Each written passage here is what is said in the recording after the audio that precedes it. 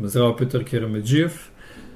Фала ти што си овде, за да поразговараме на тема што е многу интересна, а во исто време е многу луѓе се привлечени од темата, се интригирани, а исто така многу луѓе се и некако таа тема некако ги одбива, односно ги ствара некоја несигурност или скепса.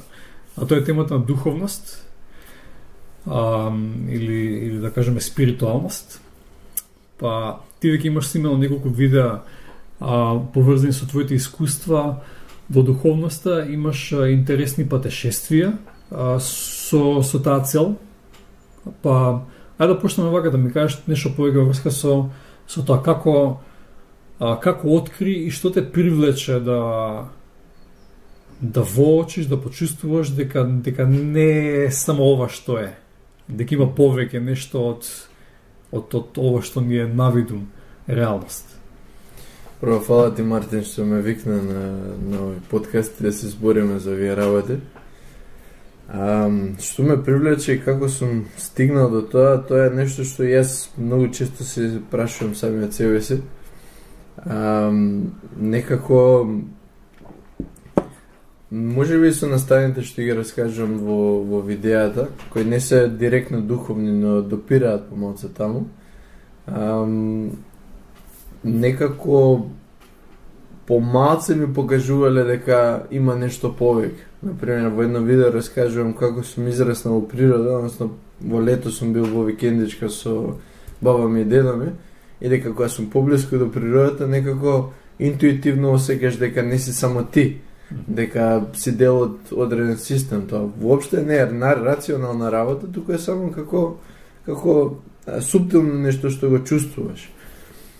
И после тоа со некој наставник кој исто така ги раскажува, малце по малце ти се укажува дека чека малце, не е тоа се што ние го гледаме, не е у смисла дека реалноста не постои, оваа маса тука дека не е тврда, но дека во животот не се само оние работи што ни ги кажуваат родителите, општеството, самата приказна некако не валја на некој начин, кој во Матрикс филмот, кој во момент ке има некој баг во системот и си викаш, чека малце.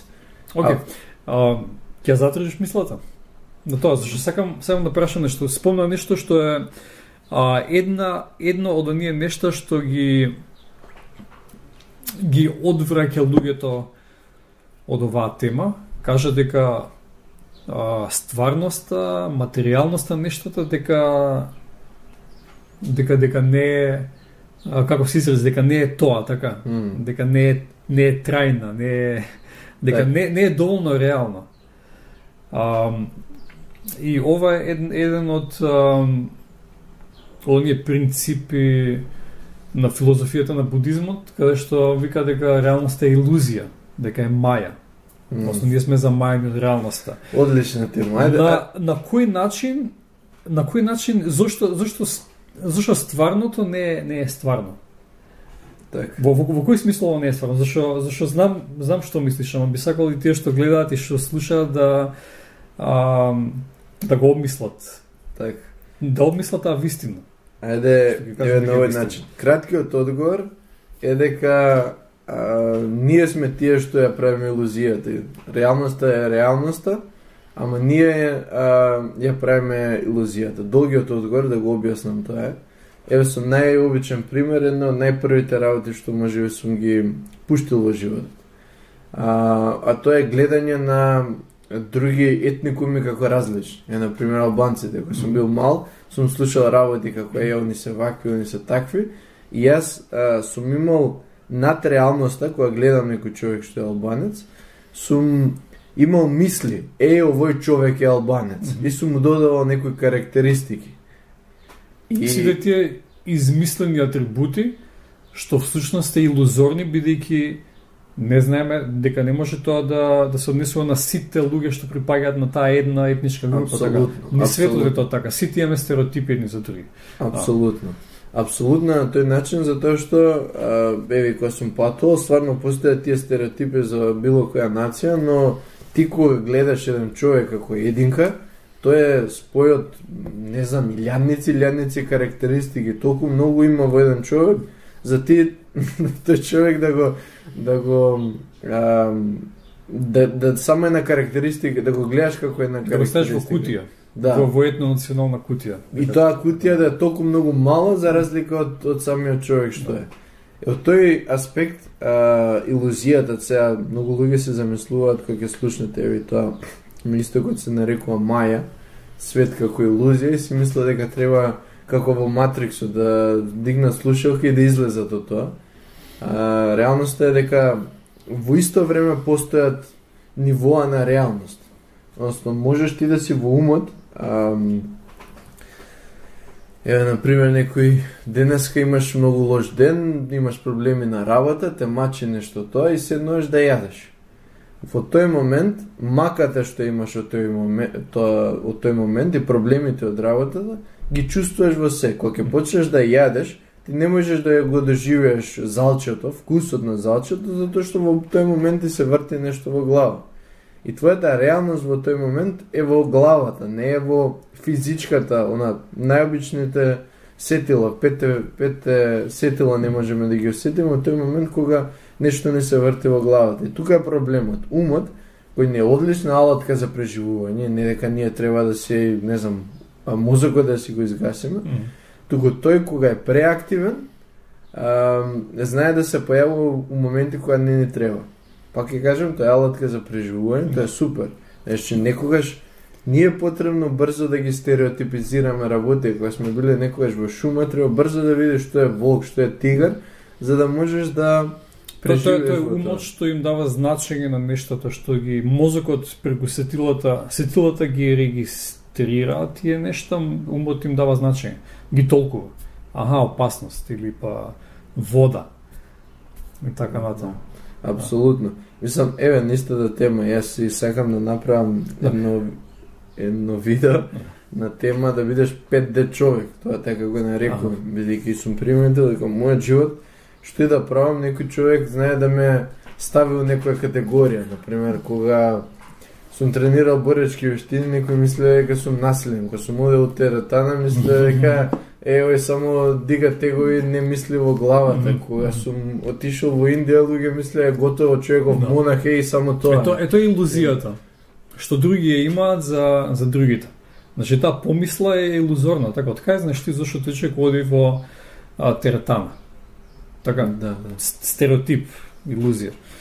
И тоа е сега да кажам дека кога викам 5D човек, ти можеш да постоиш на повеќе димензии во исто време. Не си само едното или другото и луѓето да те стереотипизираат на тој начин. На исти аспект и ние се ставам јас во тоа. Секојдневно гледам, кога гледам во нешто, дали е човек, дали е дрво, дали е пат, дали е било што, да не го гледам оно што прво ми доаѓа, туку малце да се трнам себе си од тоа и работите што ги знам, за да можам да ги видам вистински работите. Ова интересно е, ќе го кажеме од научен аспект. Ричард Фейнман, не знам колку луѓе го знаат, тој е познат научник и едукатор. Некогаш седел во некој парк и дошло некој дете и му рекло, имало птица на дрвото и рекол, што е ова? И он рекол, ова е тоа. И детето му рекло, ништо ти не знаеш. Детето очекувало дека Ричард ќе му го каже името на птицата. А Ричард уште од мал татко му бил, не се сеќавам, птичар бил, па го знае името на англиски, го знае на латински, го знае на португалски, на повеќе јазици, ама вика ниедно од тие имиња нема да го покаже тоа што е појавата во тој момент. Суштественоста на птицата. Да, тоа што е во моментот. Да, така да ова не е, мислам, кога ќе кажеме духовност, обично луѓе замислуваат нешто што е далечно од реалноста, за жал. И постои таа мисла, но баш е обратното. Работата е да видиме реалноста таква како што е, да ги трнеме работите што ние сме ги создале како реалност. Уште повеќе поентата е, ако сте слушнали за било кој маки или работи што луѓе треба се откажат од материјални работи или било кои други задоволства, тоа е за да може да се види што е на страна од тоа. Значи, човек да му кажеш, тој се случува, нели, во будизмот, ајде остае фамилијата, остае храната, иди им проси. Тоа не е затоа што, ајде сега, тоа е нова идентификација, од денеска сум просјак, тука ако до сега си се идентификувал со материјалните работи, ти ги сметаш за нешто големо во животот, ти сега во моментов проси за да видиш што е после тоа. Значи, што е тоа што си ти кога немаш пари, кога немаш ништо материјално и тогаш можеш да се вратиш, сега не зборам, може би будистички демоници не е така, ама главна е работа да се вратиш ти во животот што го имаш, но сега со ново знаење, со нова реалност дека постои живот што е надвор од пари. Значи да подвлечеме дека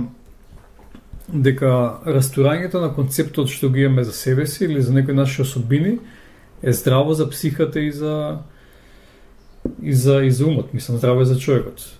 Така да се деидентификуваш од тоа што си, да речеме, некој будист отишол, живеел во, не знам, или си имал свој дом и така натаму, отишол во манастир рекле, треба да просиш, и просењето е начин како да се дезидентификува, како се одвои, да ја одвои приврзаноста за тие мисли што му се поврзани со домот, куќата, имотот, да речем имањето или немањето на средства и така натаму. Кои се според тебе најнужни концепти, односно илузии што секој човек би требало да ги расформира од собственото его? Едноставно кажано е телото и умот. Али сите илузии спаѓаат во телото и умот. Значи, нашите идентификации се со телото, умот и светот. Тоа е третата работа. И пробувам да најдам начин како да го објаснам за да биде поблиску до слушателите. Сите еве, например, збориме пари, најчесто го взимаме како некоја идентификација. Во моментот кој имаме некоја скапа кола или имаме многу пари, од тој момент се викаме јас сум оваа кола. Може би не се викаме, но подсвесно некаде постои. Ова е моја кола. Ни годи така дел од нас. Да. Се замислуваме како се чувствуваме убаво во таа кола. Секако, тука не е поента да се изгуби задоволството. Значи, луѓе што се уште еден мит за духовност е дека луѓе кои се духовни дека немаат задоволство, баш обратно е. Обратно е, бидејќи задоволството е многу поголемо. Значи, земав примерот кога имаш проблеми на работа и кога јадеш некој јадење. Во моментот кога ти немаш никакви проблеми, во тој момент кога јадеш го чувствуваш тоа многу повеќе од него што му баботи цело време главата. Во тој момент целосно си во самото задоволство.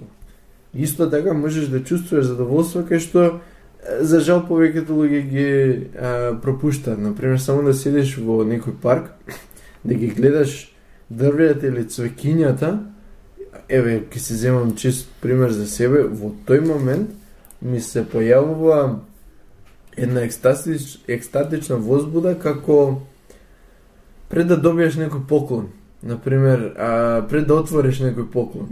Во тој момент има една возбуда, една таква, не знам, едно подигачко чувство што го чувствуваме и во тој момент трае неколку секунди, го отвараш поклонот и после имаш некоја реакција.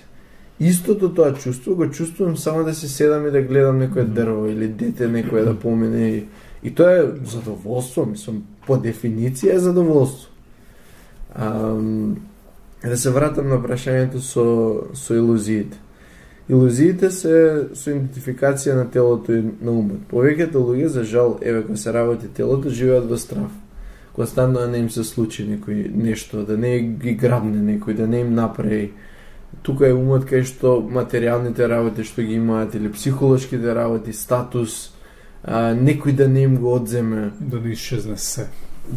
И тука целата работа се врти околу едно чувство на безбедност, што не дека лоша работа, луѓе треба да се чувствуваат безбедни, но моментот кога ќе се идентификуваш со нешто, ти целно се оплашиш тоа да не го изгубиш. Ја спомнавме колата, да не ти ја гремне некој, да не им направи нешто, да не се удри, да не нешто се случи, кога се работи за статус, некој да не ти го наруши, да не каже нешто.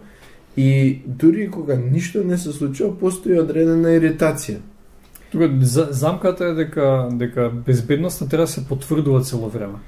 Дека нешто те тера да се потврдуваш и да ја напипаш.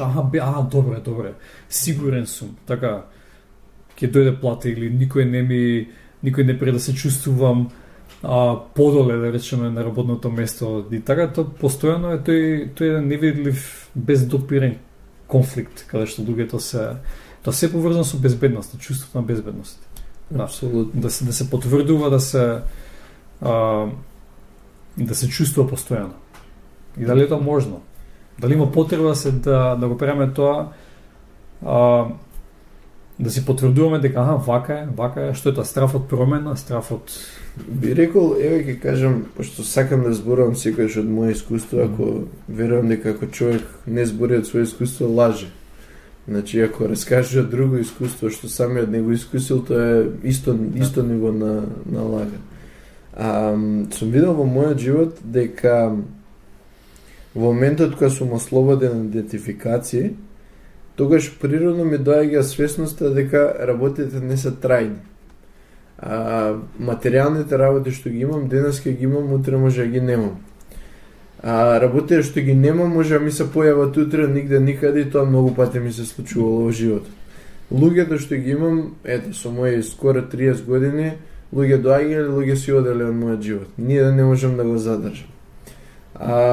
Што луѓето мислат за мене, и ја искрено мислам дека најблиските луѓе не ме познаваат вистински. Може би сакаат, но не се во моја кожа. Не можеш да влијаш како другите мислат на тебе. Апсолутно, секој си има... Тоа е нешто надвор од нашите моки.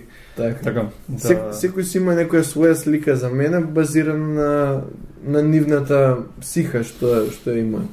И во тој свет што константно се менува, секој момент нешто. Еве, парите, тој во следното видео, баш и ќе го кажам, парите, денеска тие пари што ги имам, ја морам во овој ден, ако не во следните неколку дена, да идам да потрошам.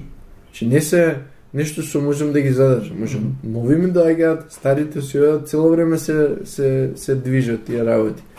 И од тој аспект цело време работите се менуваат, значи се уништуваат, се појавуваат, се уништуваат, се појавуваат, константно животот, еве издивот. Во моментов земам здив, тоа ми дава живот на телото, другиот морам да го пуштам. И тоа е реалноста. Значи, здивот ако не ти каже дека цело време ти се раѓаш и дека умираш, се во фаза на менување. Да. До последната инстанца, а тоа е дека за жал ова е страшно за многу луѓе, но реалноста е дека сите ќе умреме. Јас не посакувам да умрам, ниту посакувам на било кој што го знам, ама сите што јас и ти, и сите што го слушаат тоа, и сите што ги познаваат луѓето што го слушаат тоа, сите ќе умрат еден ден. За жал, тоа е реалноста во животот. Ај па да живееш вечно и не е тоа хубава работа. И сега ако знам дека јас на крајот од играта, јас немам што да земам со мене, сите работи ќе морам да ги оставам, вклучително и телото, и умот, и чувствата. И чувствата, и све што знам, тогаш ми дава таа слобода да живеам секојдневно без страф. Дека ќе ги изгубам работите, би ги знам дека ќе ги изгубам. Да. Не ги фрлам, например, пријателите, не ги бркам од мојот живот, ама знам дека евентуално на крајот ќе ги изгубам. Или моето тело. Ја се грижам за моето тело, дека не знам што му правам да го загрозам. Да, не подразбира тоа, да речеме, духовноста фатализам, некој или па не мора човек да му значи духовност, а да каже па еднаш ка се живее, јај се ќе се испиеме онака во еден ден или пак јадам се и се што, ама не е тоа поентата, така или се пак ние телото, пошто што кажам, илузијата е телото и се една илузија е дека еднаш ка се живее и дека све треба да према од еднаш ка и без престан, или тоа е една равнотежа. Си бара. Да, не равнотежа, туку од момент на свесност која ќе приставиш, во тој момент нема потреба од баланс помеѓу работите. Природно знаеш во кој момент што да направиш. Ако ти си сосема окей, ќе ти доаѓа да се грижиш за телото свое. ако нешто те мачи во денот, ако си во некоја состојба на депресија, може да не јадеш. Затоа што во тој момент нешто те мачи. Ако си во нормална состојба и имаш потреба да ја јадеш, ќе јадеш. Исто и не само за себе, тука природно доаѓа грижата за околината. Например, дрво. И најосновна работа е дека дрвата не се нашите бели дробови. Значи од дрвата, тоа што излегува, ние го вдишуваме. Тоа ние издишуваме, дрвјата го земаат. И сега ти си свесен дека тоа дрвото е твојот живот. Ти нема да го исечеш ако навистина нема потреба од тоа. Луѓето околу тебе ќе се грижиш за нив затоа што од тој момент на свесна знаеш дека они не се различни од тебе. Дека и тебе да ти удри некој шамар ќе те боли, и друг некој да удриш ќе ги боли. И зошто би го правил тоа што тебе би ти било неубаво. И природно ти доаѓа да се грижиш за тоа што можеш да се погрижиш во тој момент. Да. Без страф. Работата многу е парадоксално, многу ми е смешно тоа. Страф, кога збориме за безбедност, збориме за страф. Затоа што луѓето се плашат да не ги изгубат работите. Во момент на страф, човекот е згрчен. Така кога се плашиш, умот не ти функционира како треба, телото не ти функционира како треба. Кога има луѓе околу тебе, мислиш да не те загрозат на било кој начин, па природно не ти доаѓа да дадеш, природно не ти доаѓа да направиш нешто за другите луѓе, освен ако не добиеш нешто. Да, или па спротивното, на некои луѓе природно им доаѓа да извршуваат разни видови на агресија. Суптилна или отворена или сокриена, мислам, или оние сите перипетии што од секогаш ги имало, мислам, да погледнеме само во историјата како еден крал, да речеме, нели, има повеќе браќа што претендираат на неговото место на престолот. Така има труење, има заговори разни, значи со други зборови сакам да кажам дека е корисно за општеството, да го потврдам тоа што кажа, да се грижиме, да сме повеќе грижливи, да настапуваме од позиција на поширока свест.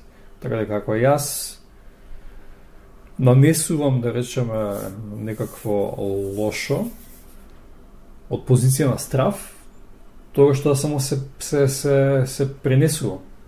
Се шири, се удвојува, се пренесува едно лошо дело на еден човек, после тој човек ќе го врати на друг на некој начин, или па на самиот себе, па лошо зрачи. Значи сите сме тоа единство. Сите сме поврзани во едноста на постоењето. Колку да сме различни или одвоени од некои феномени, тука сме. Апсолутно, мислам, еве тука може да ја отвориме темата за карма. Луѓето вечно често пати имаат погрешно разбирање на зборот карма. Мислат дека удриш клоца на некој, утре некој ќе ти удри клоца. Да. И не дека може од одреден аспект тоа не е вистина, но карма е поширок концепт на најблиско до зборот карма би било меморија во денешна смисла. Значи, кога ние нешто ќе направиме на некому кому насуваме лошо, тогаш тоа се меморира во нас. Се меморира како чувство на малост. Значи, во тој момент нашата животна енергија се намалува. Кога викам животна енергија, тоа како чувство доаѓа како одредена тесност во нас. Дали човекот е полетен за да живее во денот или е резервиран, стегнат, или таа животна енергија го одредила тоа? Да, значи, у суштина, ајде, тоа ќе спомнем. Колку негативна карма има човек, у смисла, тоа се мемориите на страф во живот. Дали е страф за тоа што ние сме му направиле на некого нешто, или е страф на работите што ни се случиле во животот, толку ќе земам овој пример. Например, кога сме биле мали, некој човек не опсул, не удрил клоца или не направил некоја форма на насилство. Тоа, за жал, кај повеќето луѓе се меморира во главата. да биде уште појасно, тоа се случило покрај некоја улица, например булеварот покрај кој сме ние. Утре, кога ние ќе пораснеме, кога сме покрај таа улица, ние нема да се чувствуваме убаво, затоа што некаде во подсвеста седи таа случка кај што тоа не потсеќа на човекот што не удрил. И ние кога ќе одиме покрај таа улица, ќе се однесуваме потесно, значи поуплашено, ќе ни се вратат мемориите што биле од таа случка. Ако одиме со партнер, со пријател или со некој дете, ние природно малце по-негативно ќе се однесуваме спрема тој човек. Кога се однесуваме негативно спрема партнер, дете или пријател, и тој човек некако му доаѓа негативно да се однесува со нас. Го земам овој пример, бидејќи покажувам како кармата се враќа на суптилни начини. Не е тоа на очигледни начини, на суптилни начини животот нас ни е полош. Спротивно од тоа, ако би се вратиле, би ја чистиле таа случка во нас, ние ќе можеме да одиме покрај таа улица слободно, и ако одиме слободно, тука е таа животна енергија. Животната енергија главно се угушува од многу карма, од многу негативна карма, односно случки во нашиот живот кои за нас негативно делува. Негативно, во смисла дека не ни даваат да бидеме широки, полетни, радосни, туку ни прават да сме уплашени, нервозни. А тоа може, таа лоша карма може да ја и сами да ја создадеме, а може и да ја инициираме, да ја запишеме во нашето тело, ум, нели, во организмот, преку реагирање на туѓа провокација или на туѓа карма. Или не е само еден начин како да се акумулира тоа. Интересно е, кога збориме за насилство и формите на насилство највеќе се запишуваат. Кога викам форми на насилство, многу широко го земам тој збор. Значи, некој да ти каже нешто негативно е насилство. Некој да стои во место кај што ти го чувствуваш дека не треба да стои, например, кога мал, или тетки да те бацуваат без да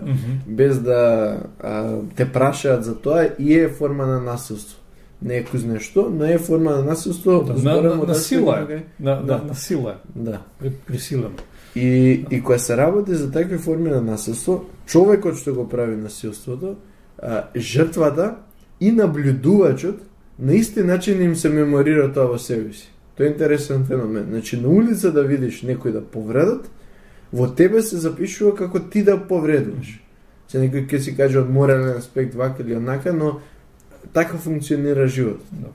И потребно е, ако не сме биле свесни во моментот кога сме го доживееле тоа, барем да се вратиме, да си ги навратиме мемориите и тој момент да се ослободиме. Да.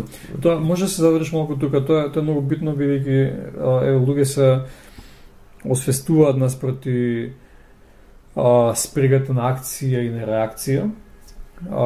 Па како да не ја носиме таа карма? Некој не наврил, некој сме се почувствувале неубаво, него не изместило тоа од колосек.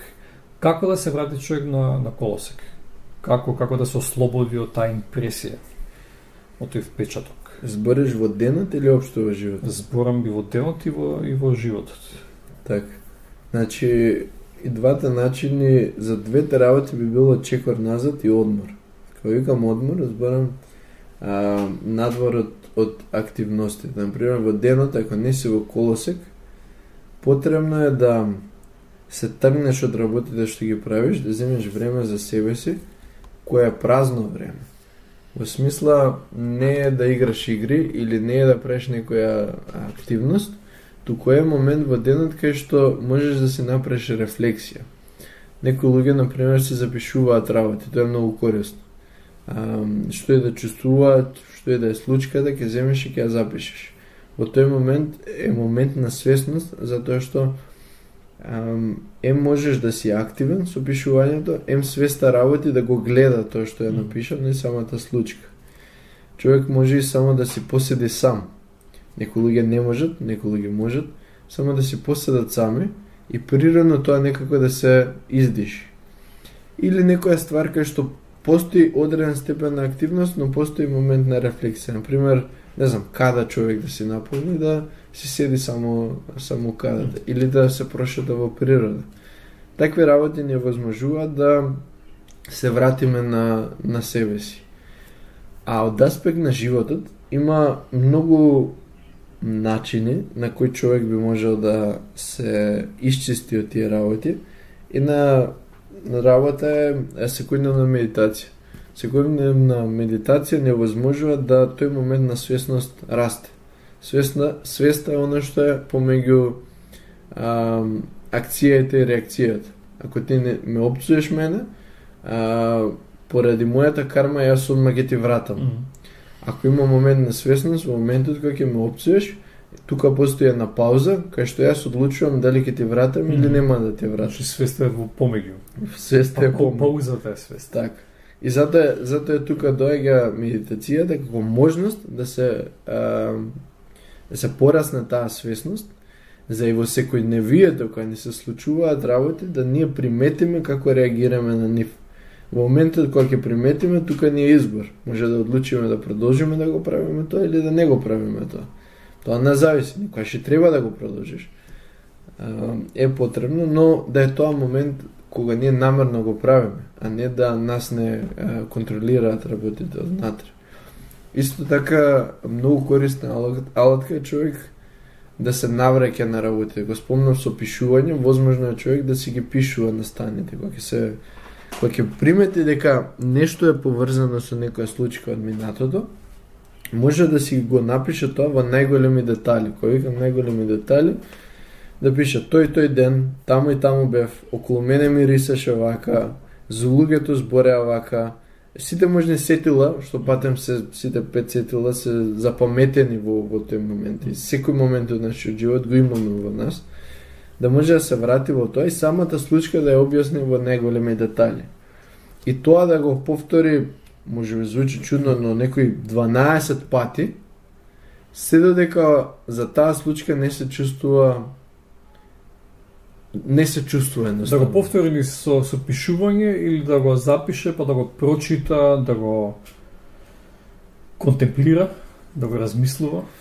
Има различен начин. Проблемот е со контемплирањето што може би повторно се навраќаме. Има на момент, значи кога се навраќаме на такви случаи, ни се навраќаат чувствата од тие случаи. Самото чувство во нас е вмрежано и тоа си има одредена сила, одредена бариера, тој е како ѕид.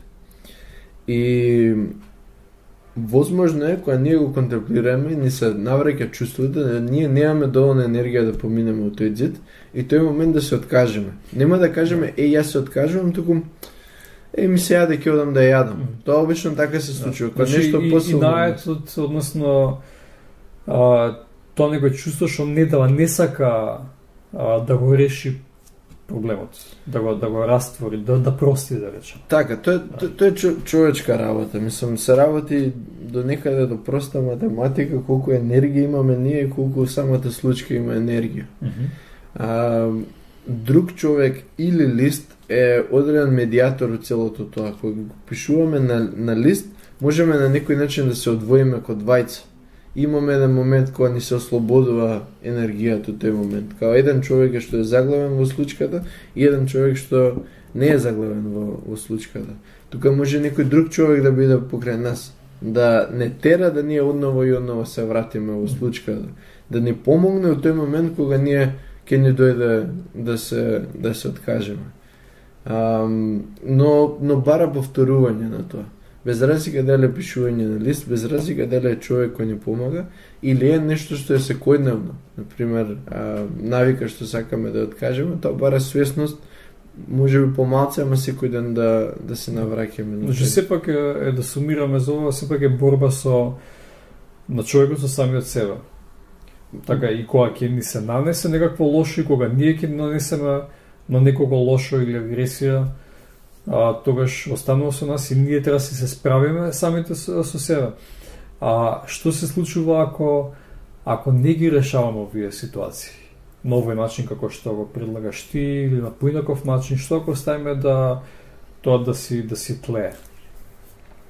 Исто како ако го игнорираме, како ќе опцуваме еднаш, два пати, 5 пати и продолжуваме со животот, што се случува тогаш со таа карма? Исто ако никогаш не го чистиме станот.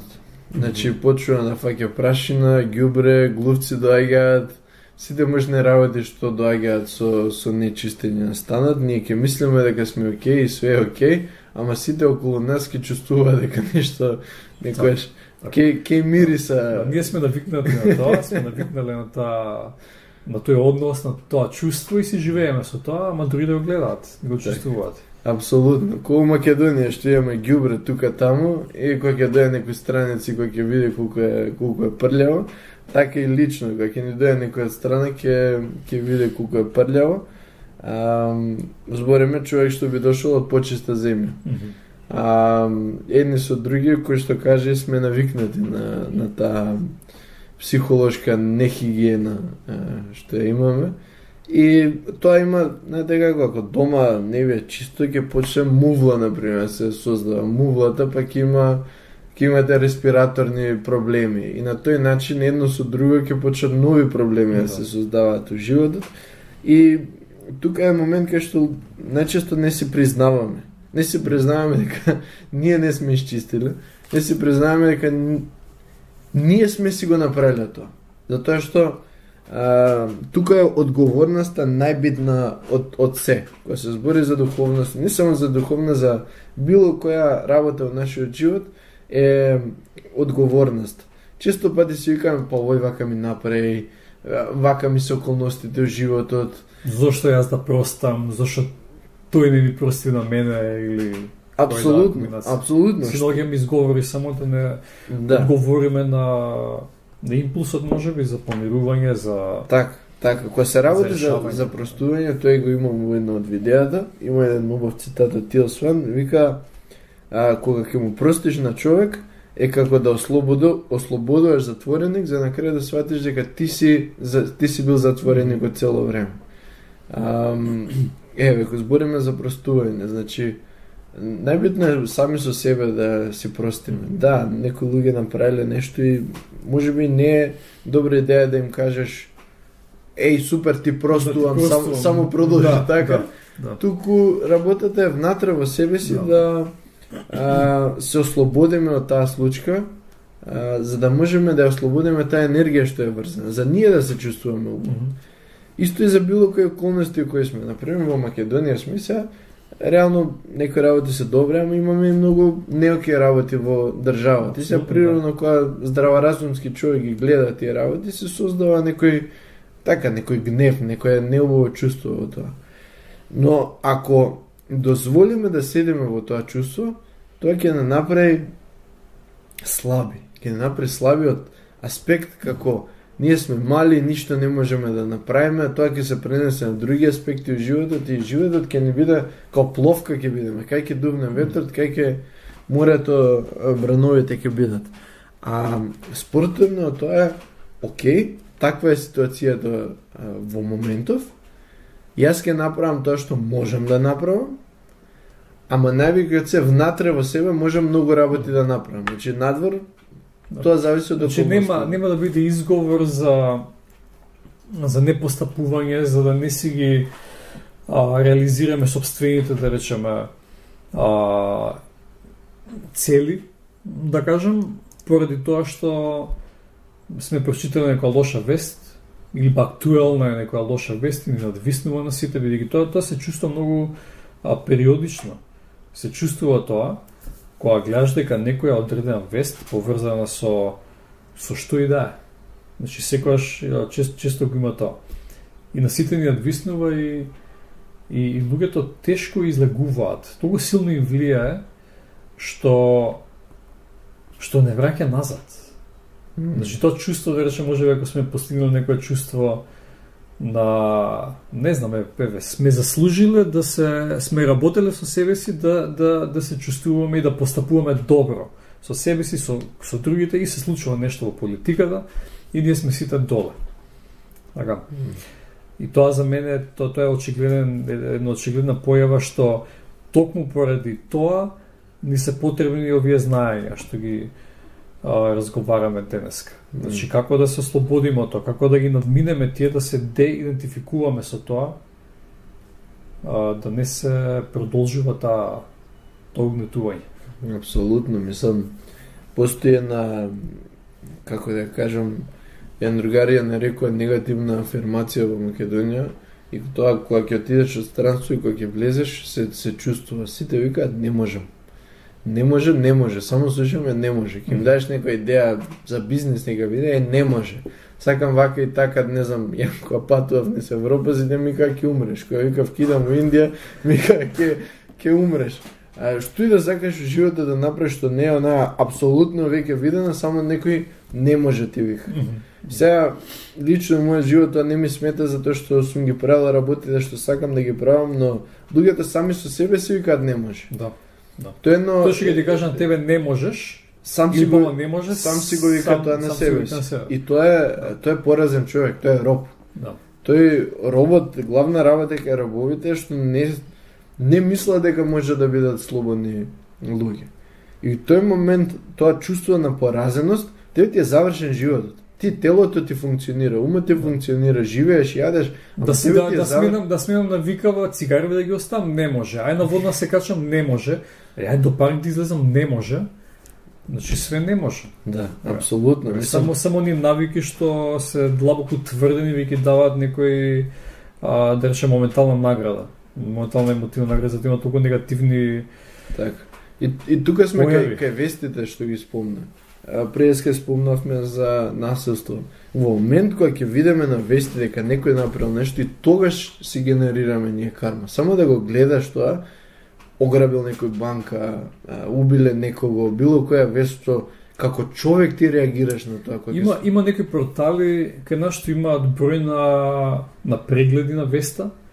Секогаш кога ќе има, може луѓето сами да си го, слушателите сами да си го проверат, секогаш кога ќе има убиство, кражба некоја, да речеме кражба на банка кога имало или нешто такво скандалозно што не е баш секојдневно, имаш не знам, по многу повеќе прегледи, многу кратно повеќе прегледи некоја секојдневна вест или нешто убаво да речем. Така, значи луѓето ги привлекува лошото. Апсолутно е поврзано со сео што збореме, затоа што фреквенциите сами се наоѓаат. Во смисла, ако ти во денот се чувствуваш, имаш страв за себе, збориме главно мислите да се поврзани околу безбедност, кога гледаш дека нешто се случило, не знам, банка ограбила или било што драматично, ти реагираш на тоа, односно фреквенцијата во тебе реагира, негативната фреквенција, долната, таа што те држи, затоа што додека ако спротивно тоа, замисли дека денот ти е прекрасен, значи си радосен, ти доаѓа да рипаш на ливада како на филмовите. И некој ти кажува дека нешто таму се десило, ти ќе си кажеш не ме интересира. Зошто? Затоа што во тебе нема што да реагира во тој момент. Тоа што тебе ти е преубав денот. Да. Или пак е нешто сериозно, ќе се повикам на случка што нема кој човек во земјава не беше опфатен од таа случка, а тоа беше трагичното и неразјаснето убиство на девојчето. Така што се случи кога беше тоа во ноември месец, мислам дека беше или во декември, значи се случи тоа. На улиците беше мртвило. Беше мртвило, бејќи сите го удвоија лошото во себе. Апсолутно. Сите го продлабочија лошото и тоа отсуство, јас не велам дека, и може би ќе се согласиме дека можеби се согласуваме, не велам дека треба да бидеме индиферентни. Јас имам емпатија за тоа што се случило. Ама од друга страна имам емпатија и за сите луѓе што се угнетени самите себе си во таа вест, бијќи се перпетуира цело време се кружи таа вест. Имам емпатија и за нив, и за себе си, и затоа ја прифаќам веста. Жал ми е, ама тоа е на случка што од себичен аспект, зошто да дозволам до тоа ниво да не тишти сите? Подобро е за општеството ако не тишти сите. Знаеш, не знам како ќе си го објасниме, но се случува, има трагедии во светот, така. Значи не одвоили се тие трагедии од животот, од живењето.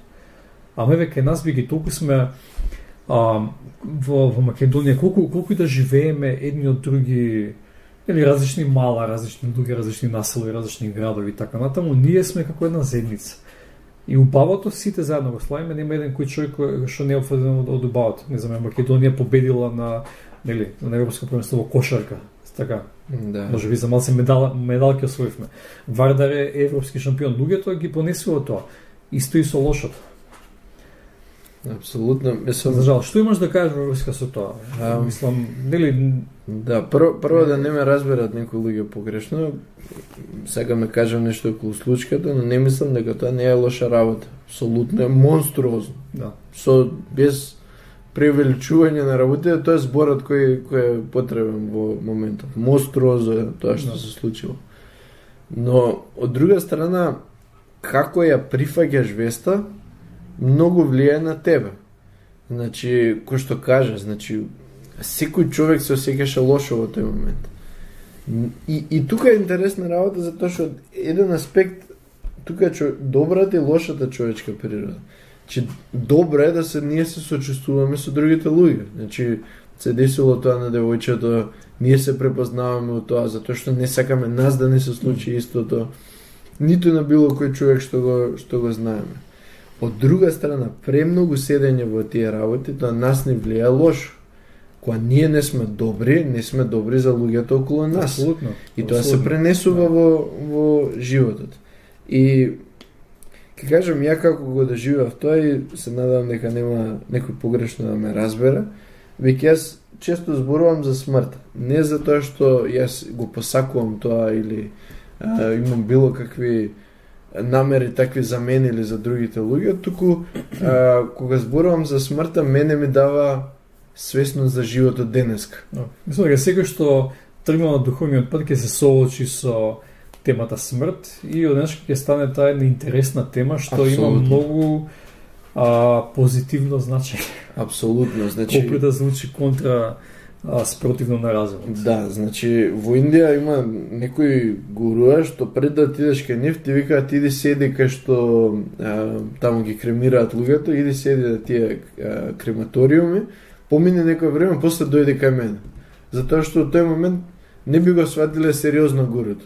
Ќе го сметаат за некои површински работи, да бидам вака, да бидам онака, да ми биде поубаво, а нема многу длабоки работи може да се извлечат од одреден гуру. Ако си ти свесен дека секој момент можеш да умреш, тогаш си свесен дека секој момент живееш. И смртта и животот се две страни од една иста паричка. Сите сме се родиле, сите ќе умреме. Ние секојдневно умираме. Тоа е интересна ствар. Значи, часов него не бре, тик-ток, секојдневно, со секој здив, ние умираме. Во одреден момент тој процес ќе заврши. Сега знаеш дека луѓе кои ќе им кажат имаш да живееш уште 6 месеци, оние апсолутно се посветени на тие 6 месеци. Сега, ако ти знаеш дека јас со суштина, не знам дали сега кога ќе се симнам доле може да умрам или ќе умрам на 80-90 години, ама секој случај знам дека постои тука крај. Да. Едноставно не знаеме. Не знаеме. Не знаеме и зошто да живееме во Грч, кога не знаеме. Така. Не знаеме дали комета ќе акне во земјава и така. Ќе не снема за 30 секунди. И многу реално. така. И работата што ајде комета тоа е нешто што пак е, како ја кажам, надворешно до некаде, можеби можеме да го знаеме, но нашиот живот стварно не знаеме што ни следи следниот ден, следниот момент.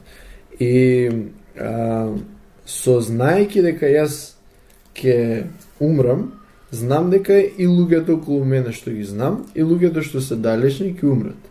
Но тоа ми дава па и сочувство спрема тоа. Јас, верујте ми, ја исто се сочувствувам кога ќе слушнам за веста за девојчето Македонија, или кога ќе слушнам некое далечно место, не знам, во Малезија имало терористички напад, затоа што животот на девојче во Македонија, животот на девојче во Малезија не е различен еден од друг. И мене секојаш ми е тешко јас кога ги слушам тие вести. Кога бидна веста тука, и доживеав како што и сите ги доживувам, тешко ми е, но знам дека тоа дел од животот. Монструозно е. Не треба да се случува тоа на тој начин. Не треба мало девојче да почине на такво нешто, со таков начин, но за жал се случува во светот. И во Македонија се случувало, на тие вести не излегувале, и во сите други земји на светот се случуваат. Тоа е долната човечка природа, но се случуваат. Не треба да кажеме браво, така нека биде, но не треба да го сметаме тоа како најтрагично нешто, кај што нас ни оневозможува да го живееме секој дневниот ден како што би сакале да го живееме. Ако ги примаме тие вести секојдневно, тогаш се не држат тие доле. Би сакал да го кажам ова, јас за разлика од доста луѓе кои тргнале на духовниот пат, се уште следам вести. Повеќето луѓе што ги знам апсолутно се отргнале од вести, препознале дека тоа е нешто што ги влече надоле. Да. Пошто мене имам интерес за општествени теми, се уште следам вести. Да. Или луѓе ме прашуваат што преш, зашто себе си се прлја со тоа. Јас сум одлучил тоа да го правам, но во процесот гледам да бидам одвоен од самата вест. Океј, тоа се случило, да го примам како информација дека се случило во свеста, без премногу тука да се... Не создаш емотивна импресија од заклучокот на таа... Гледам да не реагирам, да не се тоа меморира на мене. Иако многу пати ми се случило, кога почна војната во Украина, доста ја следав за некое време да сватам дека јас големи проблеми сум си направил во мојата слика, затоа што ги следам тие вести, тогаш одлучив да намалам. Да. А и тие што ги уредуваат вестите, самата индустрија, да речеме, бидејќи вестите се индустрија, тие се економска гранка, да речеме, што влија и на економијата и на општеството, на општествените односи, на политичките односи, значи сериозна работа. Ова ни е познато не толку од кај нас, мислам и кај нас е евидентно тоа, ама мислам дека и глобално е евидентно тоа. Вестите се различни денеска од колку што биле пред, да речеме, 30 години. Како се известува, се зазема страна, се инсинуира оној 24-часовен циклус на вести што потекна од Америка со феноменот CNN и други слични. Тоа е формулаички е тоа срочено дека негативните вести ги привлекуваат луѓето, што го рековме тоа претходно, и тука нека има тоа нешто значи. Значи сега нека си ги излече сам заклучоците, ама и кај нас е така. Кажа дека сите умираме од кога ќе се родиме, веќе сме започнали да одбројуваме кон смртта. Со негативните вести и тоа што си го ставаме ни на срце, нас живоста ни умира. Значи, тој капацитет да живееме според нашите најдобри можности и способности, тоа се тапка во земја, значи се закопува. И ова почнавме да речеме како тргна овој муавет, како стигнавме до дека зборевме за илузијата и за растурање на илузијата. Ова е многу битно, многу битна алатка, реализација дека нели сите сакаме да живееме во посрекна земја. Мислам, во посрекна земја. Апсолутно. Сите сакаме да бидеме слободни од страдање. Така, и оној Фройдов принцип, луѓето сака да го намалат страдањето и да го зголемат уживањето. Кој е за тебе кое е значењето на љубовта во тој поглед? Љубовта наспроти страдањето. Што ни значи нас љубовта, и нели се овдека да потенцираме, мислам дека треба, дека не збориме ние само за стравствената, за љубовта од страст кон друг човек. Не го збориме за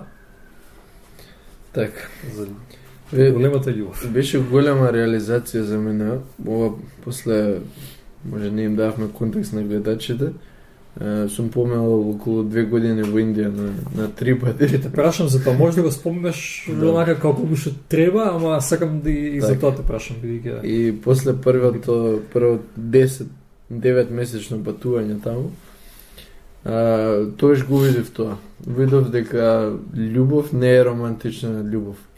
Ама не е само тоа. И дека истата љубов што јас ја чувствувам спрема партнерката, спрема родителите, спрема другарите, и дека на крајот на криштата нема врска со луѓето, туку има со мене. Спрема некои луѓе сум отворен, спрема некои луѓе сум затворен. И сватив дека тоа е доста широка работа што можам да ја имам за секого и за се што. Значи, не мора да е човек некој, туку предмет може да е. Во тој момент да чувствувам љубов и на крајот на криштата се должи до тоа јас да ја, ќе наречам, да бидам љубовен, да имам таа карактеристика на љубов во тој момент. И тоа како е применливо тоа? Што значи? Нели ова се зборови дека јас да имам љубов, јас чувствувам љубов, ама како практично да го разбереме овој ресурс? Духовен, емотивен и филозофски, да кажем. Може би најтешко прашање ова, затоа што ако човек не осетил љубов, како да му каже што е љубов? Ако човек што не јадел никогаш благо, да му кажеш вкусот на шеќерот. Мислам дека сите повеќе или помалку сме го почувствувале тоа во животот. Прашање спрема колку луѓе сме биле отворени. Дали биле тоа само родителите, дали било само момент на некоја врска. Дали само луѓе или нешта? Бидејќи можеме да имаме љубов за домашно миленије, за куќа, за самата помисла на дека некој се радува. Чувствувам љубов кога некој се радува. Така мислам дека може да почне како зрно, самата свесност за љубов, а да стигне во нешто така. Убаво би било и некој човек да најбое пресек. Значи во моментов да се каже спрема колку луѓе јас чувствувам љубов и спрема тие луѓе колку често чувствувам љубов. И веројатно би дошол до заклучок дека најубаво се чувствува кога чувствува љубов. Тоа е многу убава состојба да бидеш, да чувствуваш љубов. Тоа не за џабе првите месеци од врска да се најубави, затоа што тој момент си многу отворен спрема човекот. И зашто луѓе сакаат кога други луѓе сакаат, не знам, колега си на работа, си се заљубил, си дошол на работа, поубав си за другите луѓе, за сите луѓе си подобар во тој момент кога спрема една личност чувствуваш љубов. Али на крајот на криштата убава е мокта кога ќе сватиме дека ние сме љубовни. Не сакаме човек, не сакаме нешто, куќе, цвеќе или било што. Ние во моментот сме љубовни. И во тој момент случајно некој се погодил да биде објект на нашата љубов. И која е мокта на тоа? Тоа е мокта да се чувствуваш убаво.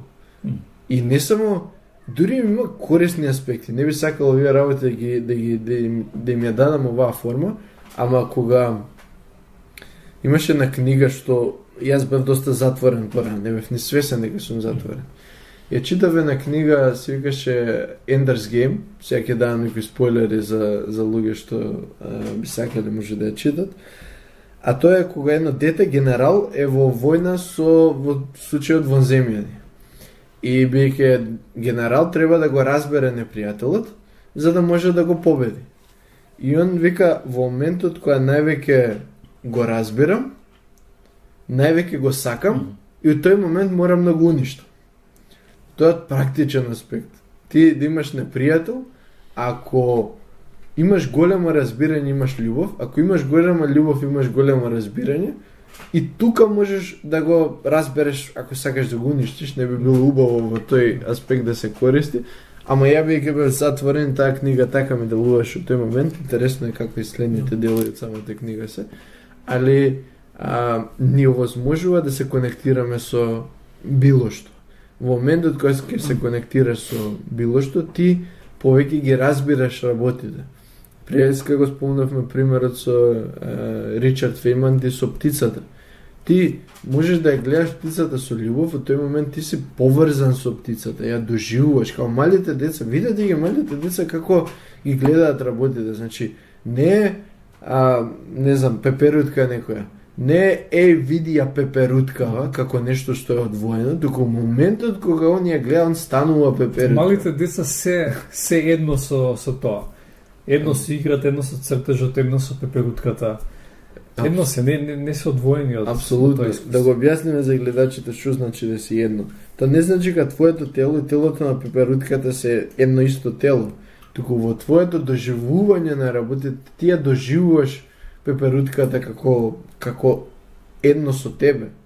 И ова ќе кажам, не знам како ќе звучи за луѓе што не го доживееле, многу пати сум доживел, ја ги викам индиректни, директни искуства.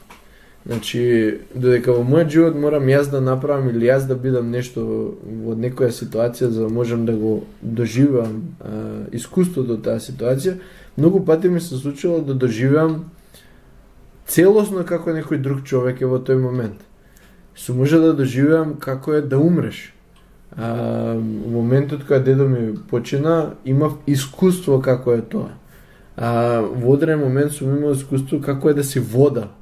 Во моментот кога допира водата, можев да ја почувствувам таа. Може би звучи истрипано и може би некој само на тешки дроги би го доживеале ова, но тоа е можност да се искусува. Можност да искусиш нешто како што другото нешто го искусува животот. И тоа е преубава работа и љубовта е еден мост спрема тоа.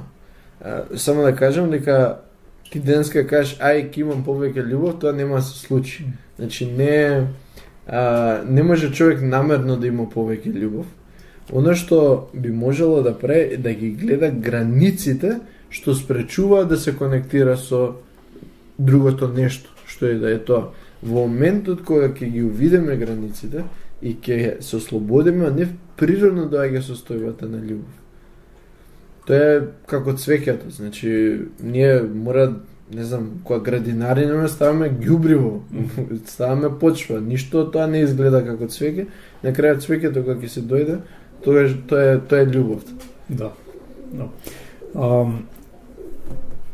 Љубовта и затоа што доаѓа од себе и е поврзана со себе, за оваа љубов ние што разговараме сега, е поврзана со прифаќање и сагање на себе си.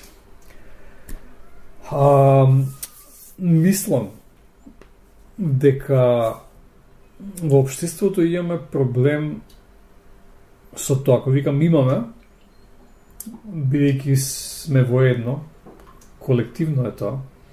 Така може јас да не, може тој да нема, може таа да нема, ама има луѓе што имаат проблем со прифаќање и сагање на себе си. Поради разни причини. Ако се вратиме назад илузијата што сме ја предале што сме препишале кон нешто или чувството што сме го кармата што сме ја генерирале или што ја чуваме, тоа е поврзано со несакање на себе си. Јас мислам дека не може човек да искуси љубов ако не се сака себе си прв. И не зборам јас за егоистично сакање, го зборам за така, како јас сум прифаќање. Прифаќање на себе си. Што можеме да извлечеме од тоа? Како да се надмине тоа? Та пречка кон сакање на себе си. Бидејќи се идентификуваме со лицето. Се идентификуваме со нешто што не ги кажале други. Со мисли што ги имаме за самите себе. И може би тука во таа идентификација човек не може да се сака самиот себе. Така, жално е. Мислам, имам емпатија за тоа, сочувствувам. Имам за тоа и сакам да не е така.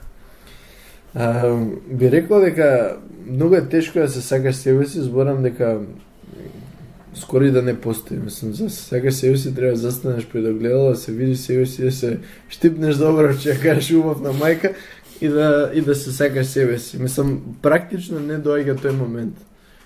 Но да се прифаќаш себе си такако. Значи, се прифаќаш со сите можни аспекти што се од твојот живот, што и да си ти, што и да се случува, што и да е околу тебе, апсолутно можеш. И тука природно доаѓа во реалноста моментот на себе си и не себе си, односно дека реално не постои нешто ко себе си. Преска ги спомнав дрвјата. Од материјален аспект, воздухот, најнужната работа што ни е во животот, е надвор од нас и од телото. Другите луѓе, иако си имаат своја волја и функционираат околу нас, сепак во нашиот универзум тие се дел од нас, затоа што секојдневно комуницираме со нив. Кога нив им правиме лошо, себе се правиме лошо. Кога себе се правиме добро, се несуваме добро спрема нив. И од тој аспект не е возможно да направиш една подобла кај себе си. Ако реално ги гледаш работите, не можеш да ја најдеш границата помеѓу себе си. И другото. Можеш да кажеш, да, ова е моje тело, ова е твое тело. Дефинитивно телото има граници. Умот исто така има до некаде граници. Ама себе си, каде ќе кажеш? Каде е моментот? Тука сум ја ова го сакам. Можеме да си измислиме таа граница ако сме свесни за тоа, да кажеме се сакам себе си, да сосем окей. Сосем окей човек да се чувствува на тој начин. Но кога човек е свесен и без илузии, тука животот да го гледа од една перспектива, personal view. Се што имаш е само едно око. И имаш работи, не знам, било кои дешавки што ги имаш во денот и одредени чувства спрема тоа. И го живееш животот на тој начин како дете. Како само ги доживуваш работите во животот. Не јас ги доживувам работите, јас ја гледам пеперутката, мене овој тоа ми направи, туку тоа е живот. Ко кино, ама без да се премногу идентификуваш со актерите, туку само се движи платното, си ги гледаш работите и од тој аспект. А прифаќање апсолутно. Прифаќање може би најбитната карактеристика што е најблиско до зборот духовност. Најблиските зборови се конекција и прифаќање. Тие идат заедно. Значи духовниот пат е само пат на прифаќање. Ништо друго. Што и да се случува во твојот живот, што и да ти се случило во твојот живот, е само прифаќање. Кој степен ти ги прифаќаш работите, така духовно растеш, па ќе кажам, и не постои духовно растење, туку само идеш повнатре во тоа што си. А колку работи ги прифаќаш надвор, толку повеќе мир имаш. Кога викам прифаќање, не викам да кажеме супер на работите што се погрешни. Треба да кажеме дека се погрешни работите надвор. Не се фрла некој ѓубре, удира човек, псуе. Ние не викаме прифаќаме, ајде супер е тоа. Туку надвор реагираме на начин на кој што е потребен за таа ситуација. Ама внатре во себе прифаќаме дека во тој момент, на тоа место, во тој час, тој човек направил така и така. Прифаќање е како факт на животот и као некои работи не можеме ги смениме, некои работи можеме ги смениме, некои работи ќе се обидеме да ги смениме. А во суштина не можеме да ги смениме реакциите на другите, не можеме да им кажеме на другите како постапуваат. Ај не фрлете или ај не злоупотребувате средства од буџетот или не крадете, да речеме, така, или па ајде, ама можеме да им кажеме, ајде направете ги студентските домови. Така, тоа е нешто што е конкретна материјална промена. Значи, за такви работи можеме да влијаеме. Пак тоа прифаќање, да, јас сум за прифаќање. Јас сум за прифаќање дека на се, мислам дека се треба да се прифати, за да не тлее тоа лошото чувство од неубавата појава на животот во тој аспект. Ама од друга страна, ајде прифаќам, ама сакам да сменам некоја работа. Сакам да го сменам тоа, сакам тоа да се смени. Тука е да речеме за мене, сакам да го чуам твоето мислење за мене.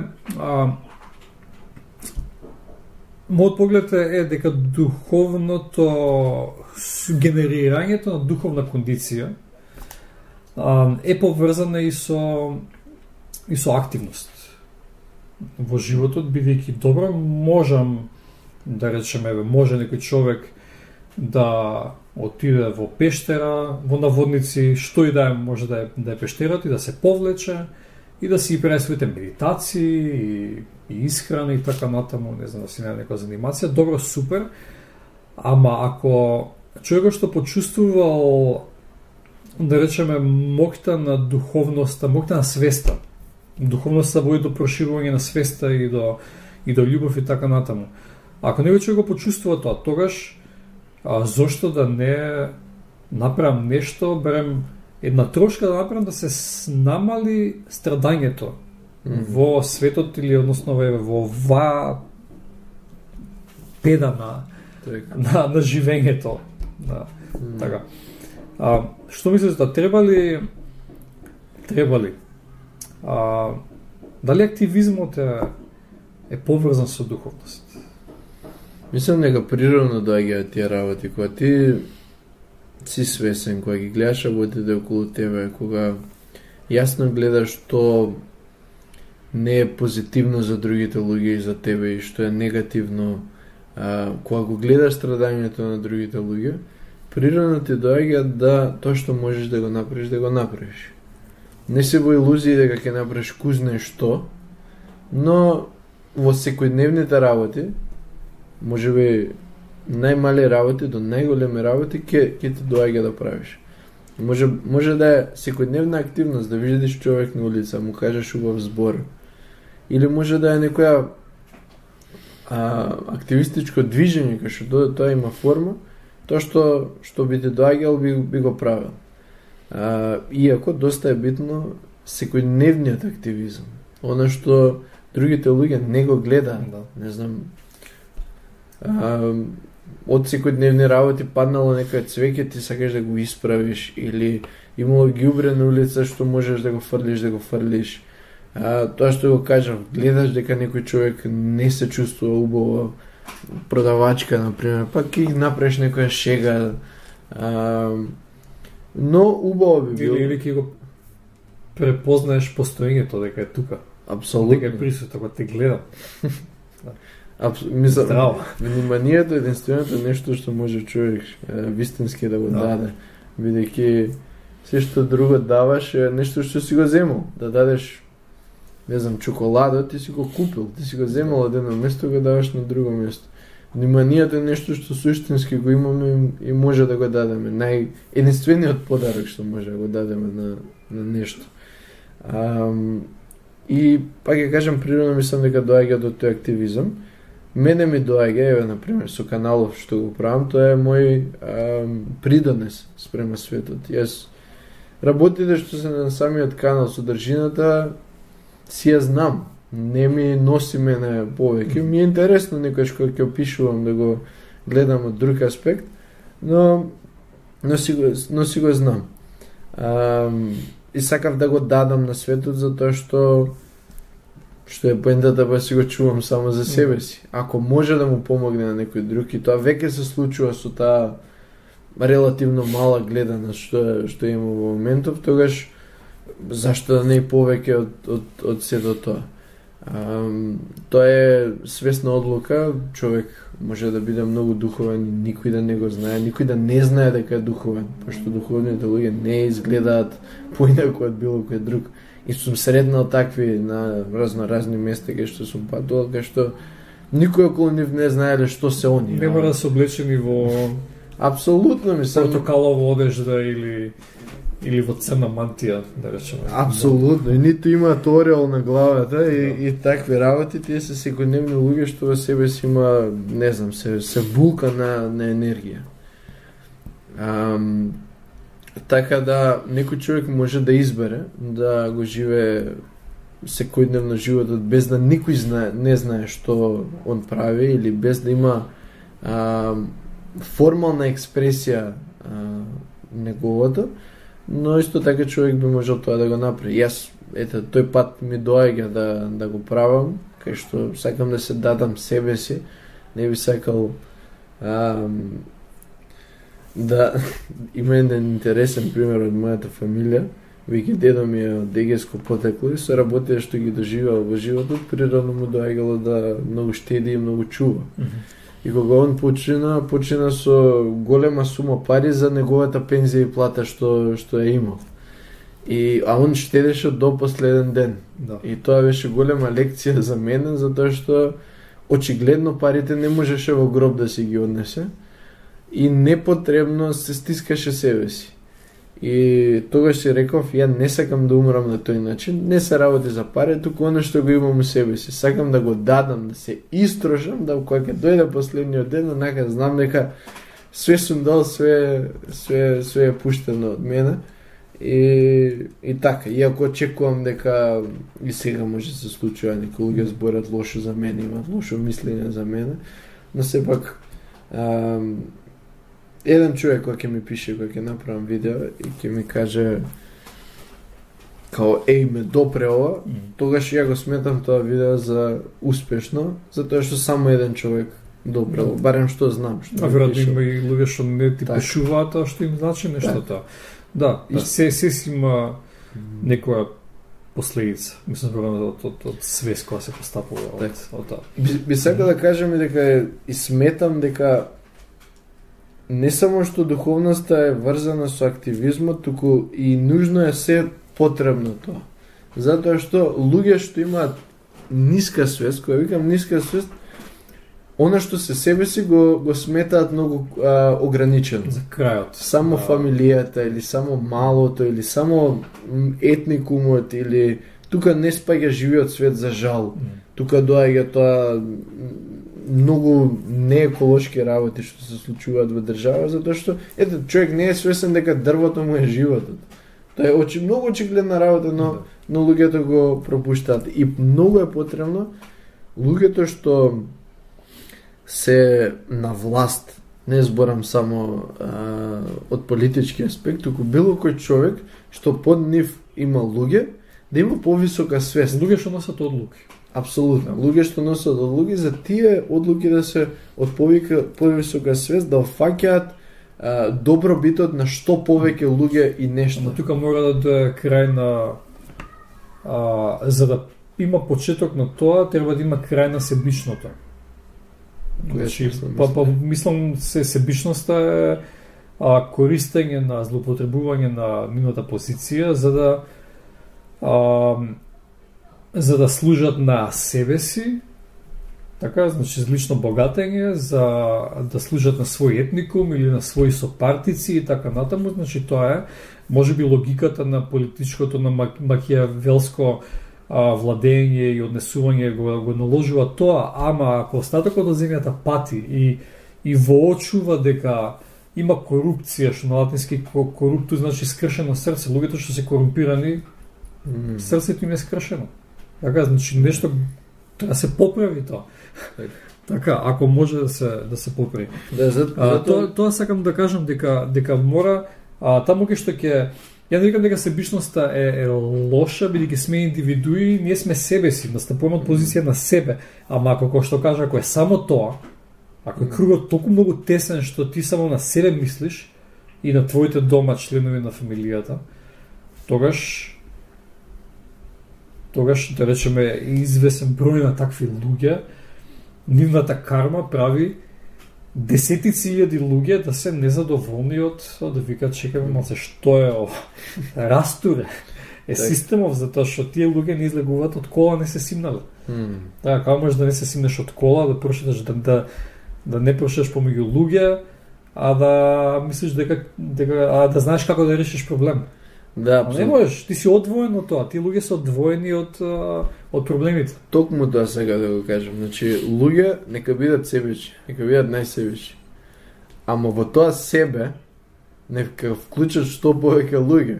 Ако ти цела Македонија, барем да се ограничиме на тој аспект, цела Македонија, не мора да е Балкан, не мора да е свет.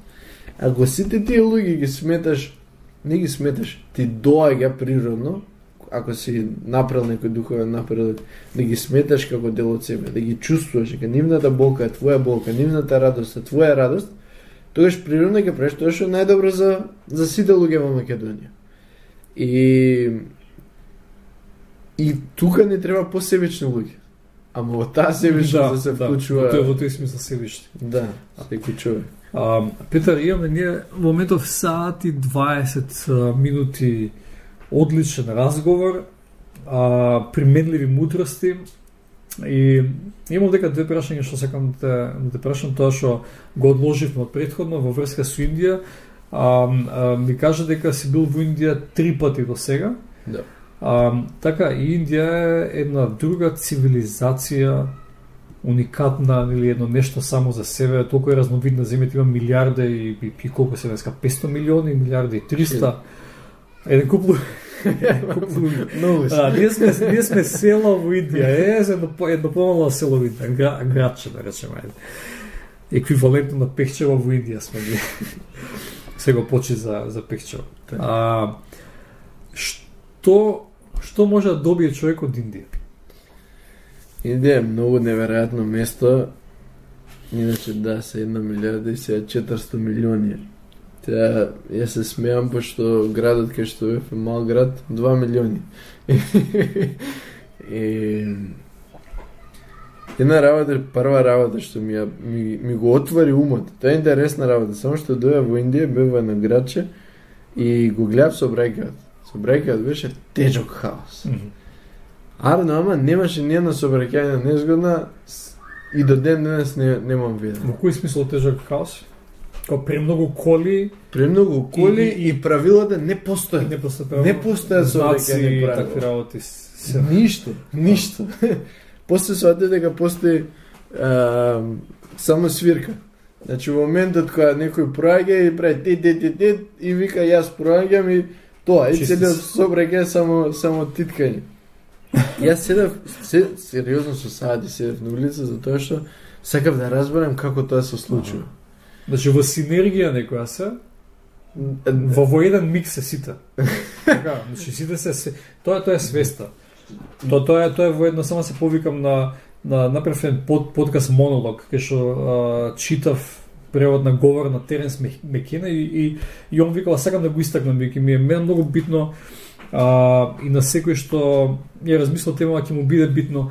Свеста е комодитет од кој не можеме да добереме што е можно повеќе. Значи, кога го гледаме како комодитет, како ресурс, они го имаат изгледа. На таа раскрсница има што нема сообраќајки, тоа значи дека се многу свесни во тој хаос. Да. Секој знае што, како реагира. Тука би било зборот awareness, значи свесност би било на македонски за разлика од будност. Дефинитивно мораш да видиш. Заедно си, мислам. Мора, во едно видео баш ги одвоив помеѓу будност, свесност и свест. Како alertness, awareness, consciousness. Да. Мора некако да ги одвоиме во целото. Има подробности и мали субтилности кај што се разликуваат, ама во контекстов е тоа. Да. И они го имаат тој дефинитивно будност, бидејќи не можеш да возиш утре сообраќај ако не си буден, не можеш да куцаш на телефон. И до одреден аспект имаат и свесност. Сега во такава држава Индија има се. Значи од не знам тешки криминалци до светци што можеш и на улица да ги видиш. Од најбогати, значи во Индија има поше милиардери него што има луѓе во Македонија, например. Затоа што има 2 милиона. Да, постојат многу богати луѓе, постојат многу сиромашни луѓе. Две работи би ги истакнал што мене би беа најфасцинанти општо како индиски народ. А тоа е дека прво не постои беда. Постои сиромаштија, но нема беда, нема онаа мизерија да ја патат сиромаштијата. Духовна мизерија. Не знам на што се должи тоа. Мислам, не би сакал да кажам дека секој човек во Индија е духовен. Се има во Индија. Сега да кажам мизерија на душата, бидејќи има материјално, јас тоа го воочив во друга земја, каде што има богати луѓе, многу богати луѓе, има богата средна класа, мокна средна класа, а има таква значи материјална мизерија не, ама душевна мизерија да, на претек, за жал. Да. Значи тоа велиш дека во Индија тоа него него искуси. Ги наблюдував, ја сум таков човек и тука и таму, ги наблюдувам луѓето. И не може да видам од тие што се сиромашни, онака да ја патат сиромаштијата. Ја патат од материјален аспект, ако немаат, ако се гладни, ама не се чувствува беда и мизерија. Сум одел и во други земји, сум гледал сиромашни луѓе. Еве Шри-Ланка, например, сум бил. Најблиска земја до Индија. Да. Во Шри-Ланка постоеше таа мизерија Во Индија не. Има цивилна војна таму, може би е поврзано со тоа. Имаше. Пропатување, да, Па, страдање, само кажам. Да, како во Индија, е? во Индија имало изблици на цивилно меѓуверско насилство, такво нешто имало и гинеле луѓе, да речеме, ама цивилна војна, да речеме, што е континуирана, такво нешто немало. Да, тоа Да, би рекол друга карактеристика што ми беше фасцинантна е колку секојдневниот човек е ненасилен. Например, сум приметил деца сум ги гледал таму, или во Македонија. Македонија, кој видиш деца македончини, кои си играат, машки, си играат и од време на време ќе се затепаат. Кој сум ги видел албанските деца, многу често се тепаат. Во Индија никога се тепаат или се грубат едни со други. Така, ајде, се грубат, како што би рекол. Ја ке македончините слушам многу ај само попадно го спомнав ова. Тука е се. Во школски двор слушам многу пцување, многу закани и многу викање. Така, постои... Не е тоа залудно кажано. Да, постои тоа. Приметен. Така е кај децата македончиња, а во Индија не го имаше тоа. И тоа истото се прелеваше нормално на возрастните. Ми се десило да видам да се закараат во автобус, во воз, ама ретко е такво нешто. Генерално не се насилни. И тоа само кога ќе отидам таму, во случајот предпоследен пат кога бев во Индија, поминав таму 11 месеци, последниот месец патував низ Индија и од таму директно слетав во Турција. Во Турција, Македонија. И во Турција оставав неколку дена, се шокирав. Само што влегов во такси, почнав се дере таксисто, да се кара со друг. Не вика излезете од такси, излегуваме од такси во еден парк, ќе се тепаа луѓе. И тоа во Македонија и е секојдневие. Ама кога ќе поминеш доволно време во Индија и го деннеш ќе отидеш од Турција во Македонија, тоа е шок. Културен шок. Културен шок, да. И таква нешто не имаше, тоа навистина е воодушевувачки да го видиш. Али ова не се две карактеристики за Индија, бидејќи Индија има, тие го нарече зборот цивилизација. Јас мислам дека Индија е единствената континуирана цивилизација во светот. Значи, освен што биле под некојаш во тоа мунголско и после тоа британците, сепак самата нивна култура обстанала. И обстанала низ милениуми. А тоа многу е тешко за човек да го замисли, затоа што најстарото нешто што го знаеме ние е Египет. Обично и ние го гледаме времето од првата година, од нулта година Исус кога се родил, па натака. Многу фигурата пред новата ера. Да, огромна разлика ни прави во свеста на времето. Пред тоа го имаме Египет, уште 2000 години од кога и почнале. Да речеме 3 до 4 можеби. Да. Или има доста древен Египет. А Индија постои плюс 10, плюс 15. Возможно е многу повеќе од тоа, континуирано постои како цивилизација. Во Мохенџо-Даро мислам дека тоа е пак дел од индискиот свет. Мислам дека во Пакистан денеска Мохенџо-Даро, ама таму има некои руини урнатини има од тогаш како пред 8000 години пред. Така е, мислам, има активни места што се многу стари, не само да откопаш нешто да видиш. Значи, во еден град Каши што бев, Каши го сметаат како најсветен град во Индија. Каши или Варанаси. Варанаси, да. Таму, не знам, као стварно милениуми постоеле храмовите што се таму се направени многу порано и тоа многу ми е мене фасцинантно затоа што постои повеќе од 10-15 илјади години, кој ќе кажеме античко, веќе тој збор не важи. Античко ќе кажеме, мислиме на Александар Македонски, на Египет и така. Ова е многу порано. И постои континуирано функционира. И тоа и друг феномен е геополитички феномен на Индија, што Индија во голем дел била затворена. Значи Хималаите постоеле, која имаат затворено Индија од северен и до некаде западен дел, заедно со одредени пустини. Пустина на исток, мислам на запад. На запад. И морето, односно океанот што е на целиот јужен дел. И од тој аспект немало многу надворешни окупатори многу долго време, за разлика, не знам, во Европа, кај што е релативно отворена, многу имало војни. Нема кој не е окупирал друг. Значи, Европа нема држава која не вика колку беше голема мојата држава.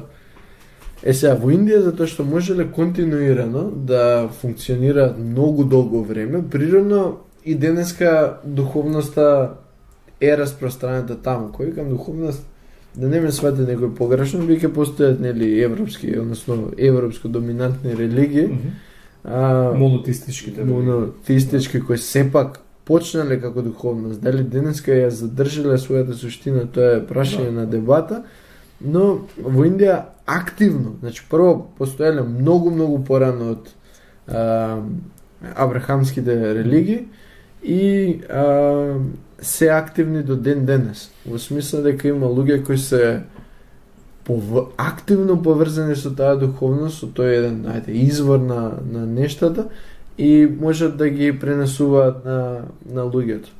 И можат затоа што таква култура изградиле низ времето и имале време да работат на себе си. Ако некој цело време те окупира, главната ствар на тебе и на твојата држава ќе биде како да преживееш. А ако преживувањето ти е релативно окей, тогаш ќе си кажеш, окей, што може повеќе во животот? Окупирањето и владењето се да речеме е практика на двоење на една класа и кога некој ќе те окупира, пак да речеме домицилната некоја класа ќе се здружи со таа класа и они ќе бидат заедно окупатори на народот. Секогаш било така. Па сега си замислам дали во Индија биеќе толкава земјата и била така изолирана, па немало да речеме такво угнетување на народот, експлоатирање. Па може луѓето да си се посветат на да си живеат едноставно. Оно што јас го гледам, ова само кои информации можам да го знам, не од искуство, а тоа е дека биле угнетени, во смисла дека пробувале културата да им ја нарушат. И британците, и претходно мунгалите, но не успеале, заради тој хаос што е во Индија. Тоа е интересен феномен. Значи, Индија е најдецентрализирана што може. Во смисла, една ствар, они сакале лидерите да им ги убијат. Нормално, секојаш окупатор, лидерите ќе ти ги убија и автоматски ќе го угнети самиот народ. Они не знаеле кој е кој. Еден ќе убиеш, друг се појавува и од тој аспект колку многу векови биле под различно робство, сепак обстанале. И има ефект нормално.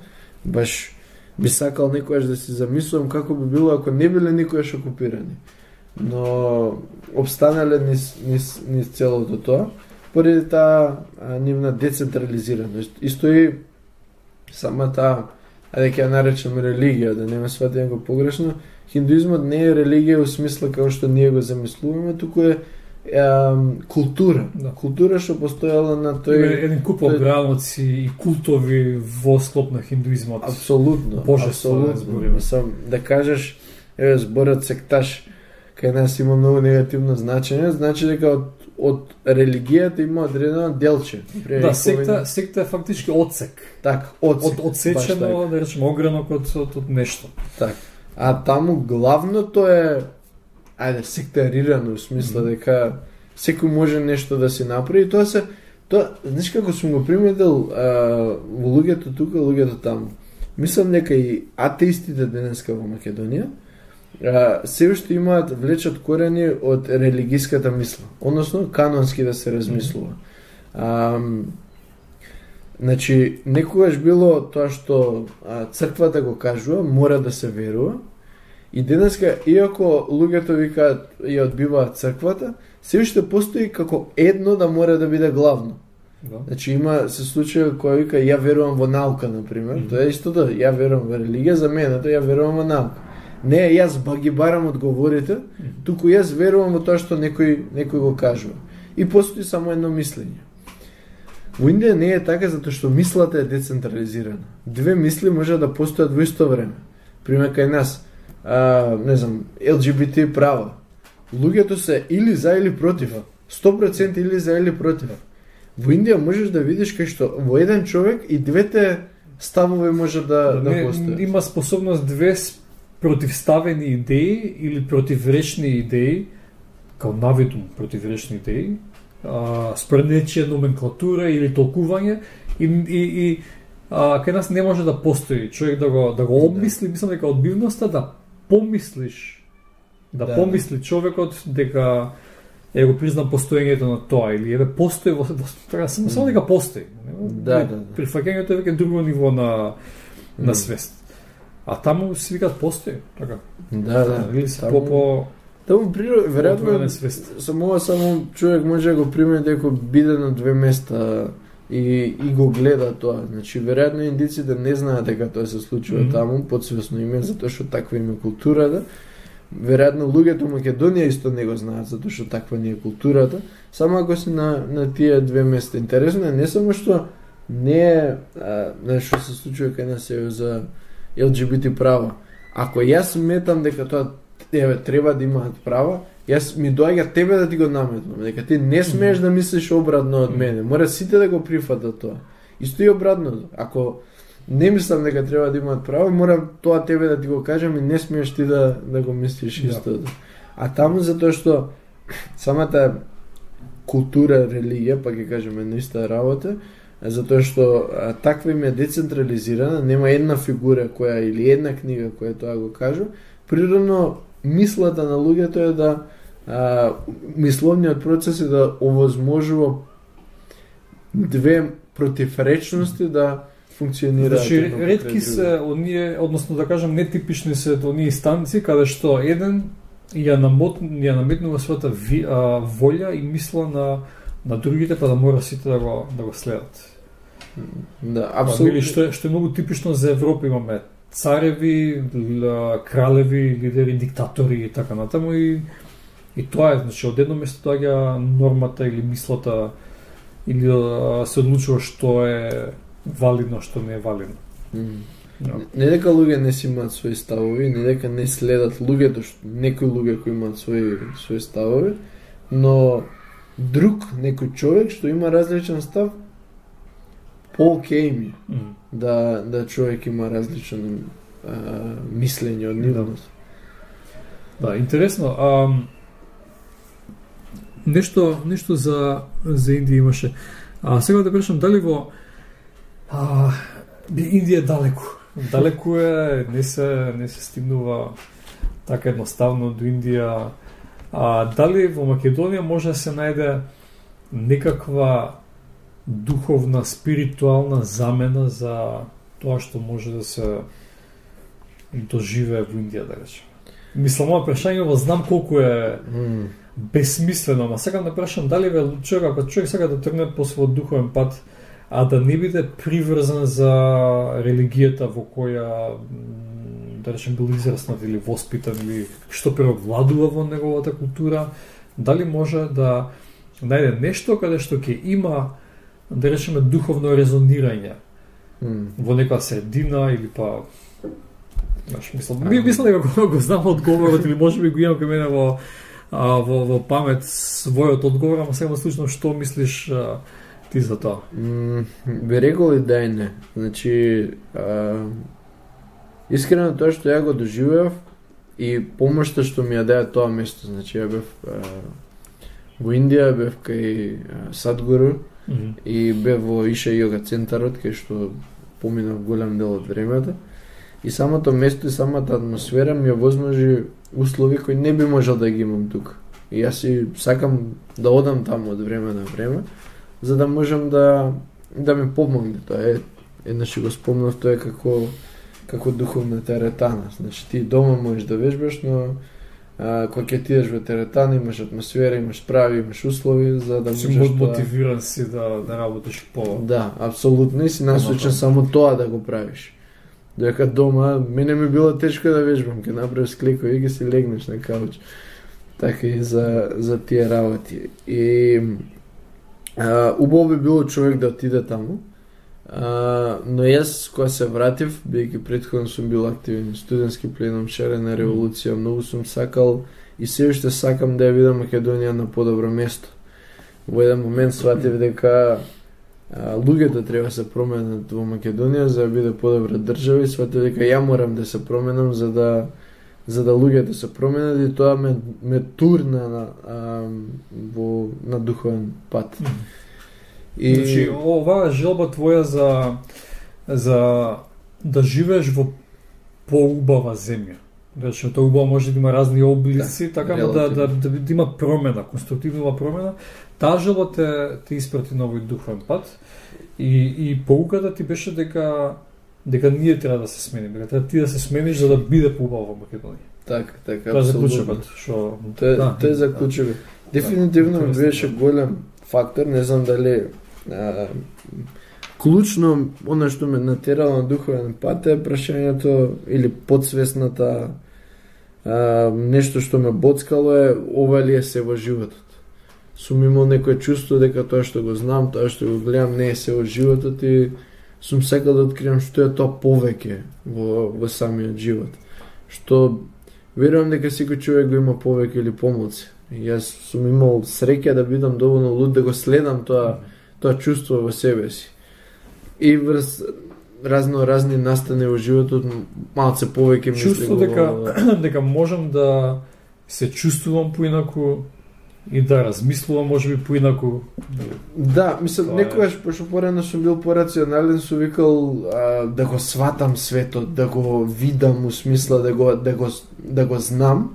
Низ духовниот процес сум сватил дека тоа се мисли дека тие не ни овозможува да го видиме животот, ако сакаме да го видиме треба умот да ни биде малце понастрана и дека искуството во животот, како ги доживуваш работите, тоа што ти го прави животот, и сум сватил дека сакам да го видам самиот живот, да се видам себе си, да видам другото, да видам, да спознавам што е најдлабокото нешто во себе си што може да биде.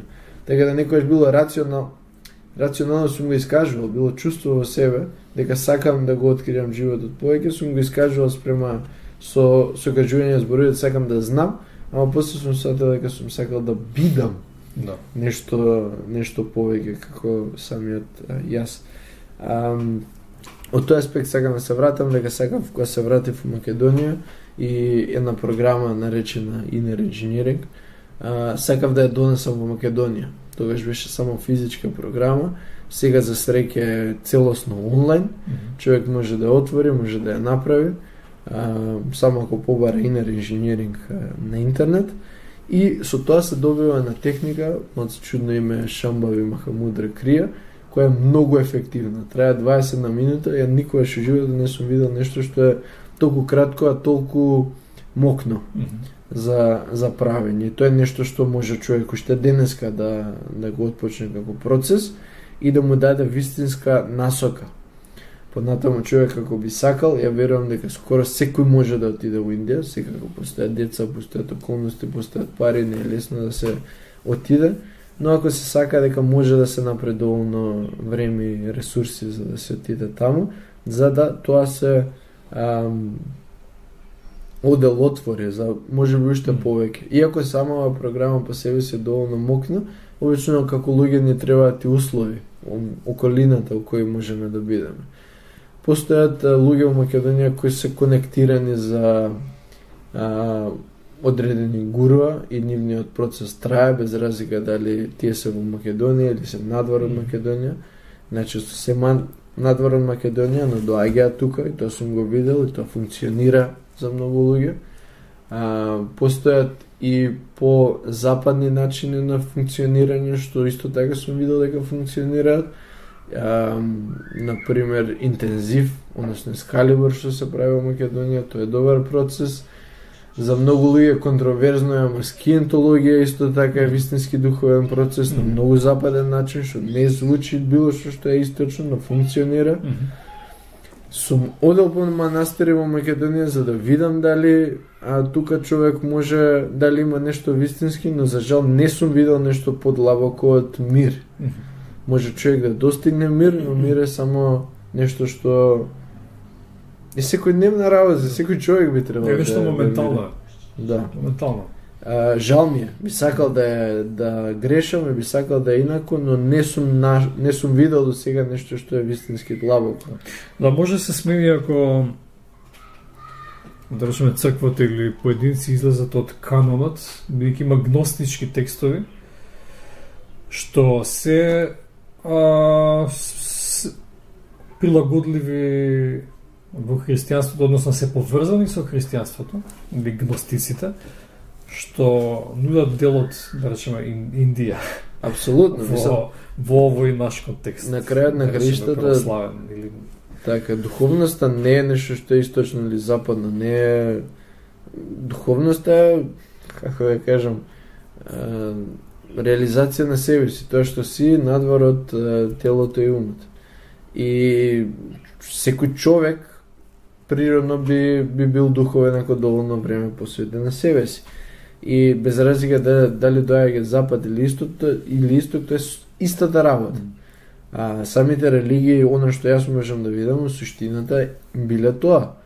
Много беше интересно за мене, ја кога ги поминам сите процеси во Индија првиот пат.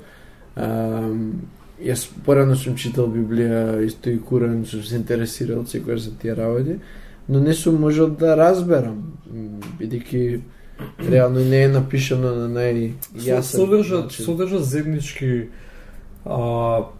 принципи, да речеме, ама има многу многу вреви има, многу приказни. Така, суштината е иста и мене беше интересно да од денеш разбирам. Денеш читам библиски работи и ги разбирам. Зошто? Затоа што сум ги доживеал и така. Баш сакам да ќе цитирам еднаш од тој контекст се сетив, видов нешто на интернет и го зачував, бидејќи поради таа причина што ми се биде ускладливо, односно суштината таа. Вика, ова е од Исаија 45. Вика, јас ја создавам светлината и ја создавам темнината. Јас правам мир и јас правам зло. Јас сум господарот на сите овие нешта. Значи, тој концепт на концепт на една едност. Односно не дуализам. Бидејќи имаме во христијанството имаме дуализам, добро против лошо, ама во најпрвобитната суштина на сите нешта, поедовната точка на гледање е спојот, дуализмот. Мислам единството. Цитат на абсолютна одговорност. Одговорност во најширока смисла е исто што е духовност. Значи, прифаќање на се што си ти и не си, односно се што е во тебе и надвор од твоето тело, како твое. Ова е многу тешко за човек што првпат би го слушал. Знам ја колку се мачев кога првпат го слушнав ова, но ова е најглавната работа во нашиот живот. Прифаќање на се и се што. Криминалци, не преска што зборевме, например, убийците во Македонија, да ги прифатиш како дело од тебе. Од дело од едното. Не ти да си убиец, туку тоа се што се случува во светот, добро, лошо, како сакаш наречи го, во тој момент не постои не добро, лошо, туку го прифаќаш како дел од себе си. Во тој момент ти си Господ, затоа што си знаете, кога гледаме како западни религии, обично има Господ е семоќен. Или Господ е секаде. Во моментот кога ти ќе прифатиш дека ти си едно со сите, дека ги прифаќаш сите работи што постојат, ти на некој начин си присутен секаде. Можеш цел свет да го чувствуваш иако седиш дома у својата соба. И тука доаѓа, можеби најглавната работа што ја збориме цело ова, огромна мок ти доаѓа. Не мок како социјална или пали, туку мок на како се чувствуваш во себе си. Се чувствуваш апсолутно мокен. Не излегуваш на улица како јас сум најаксе, туку внатре во себе се чувствуваш апсолутно мокен. Да. И ти не си роб. Сите работи што ги зборавме денеска на крај, нешто да се должи на тоа, дали си роб или си мокен во себе си. Доверба во животот. Доверба да живееш, доверба во животот, таков што е и во себе си да го да прилагаш низ искуството. Би можеле така да го наречеме, со тоа што ако апсолутно све прифатиш, ако апсолутно се земеш као своја одговорност, кој кам своја одговорност, не значи дека ти ги контролираш работите. Ти земаш одговорност за некој што е убиец, тоа не значи дека ти можеш да го спречиш у тој момент. Но го прифаќаш како твоја одговорност, го прифаќаш како дел од себе си и кој што кажав, тогаш се чувствуваш многу мокен. За жал, една нишка што се појавува во религиите е тоа што ги прават луѓето робови. И ја би рекол дека би се кладе дека колку ова го прочиташ на некој што е многу религиозен, ќе каже ова е Господ, ова е цитат на Господ, тоа не сум јас. И во тој момент целата одговорност од нашиот живот се префала на нешто. Да. Без разлика што да е човек, ентитет, Господ или било што. Во тој момент ти ја тргаш одговорност на твојот живот, ја ставаш на нешто друго, ти си роб. Ти не си мокен, ти не си господар на својот живот. И тоа ми е многу жал. Исто се случува например со Исус. Ке кажат тоа Исус ти не можеш таков да бидеш.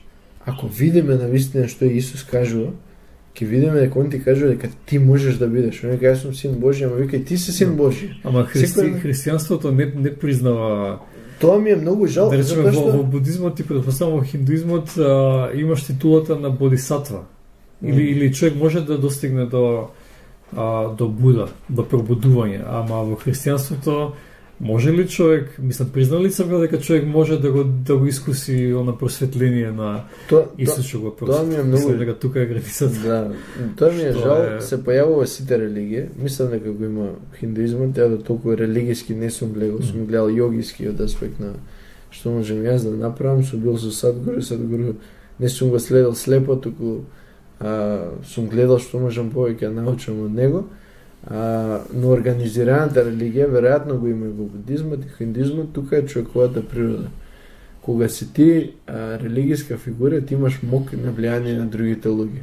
И некој подсвесно, можеби или свесно препознал дека ти кога ќе станеш нешто во некоја религија, ти имаш мок. Им се допаѓала таа мок на манипулација, на влијание на другите луѓе и влегувале во тоа и станувале, ги имале тие титули. Во тој момент било која религија, духовно движење или што и да е, во тој момент се корумпира. Кога некој е таму, не за тоа што навистина сека да пренесе нешто, туку подсвесно е таму заради моки.